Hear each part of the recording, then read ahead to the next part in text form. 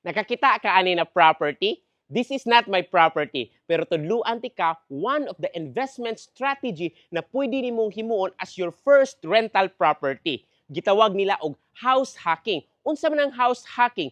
Instead of buying one property, imong bayran is two properties. This is for example of a duplex. Duplex is a share walling, pero duha na siya ka units. Imong puy-an ang usa imong paabangan. So for example, the total contract price of each unit is 2 million. So total niya is 4 million. And the developer allows you to put a 20% down payment. So 800,000.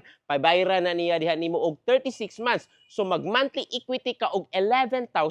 Then ang imong monthly amortization later on ani is 10K per month each. Kaya na nimo parintahan into 15 to 20K per month. So puy-an nimo ang usa imo paabangan. So naa kay income at the same time, you have a property. This is one of the perfect example of a house hacking by using the burst strategy. You buy it, low price, you renovate it, you rent, and you repeat the process. Di lang nimo mahibaw-an if you use the burst strategy with hacking technique. Question, Mel, unsaon man mo pag-afford ng 4 million? Actually, if you have a salary of 70 to 80,000, pwede ka makapalit og property nga duha ka buok. Pwede na nimuha dunganon because ang imuhang income is sufficient man.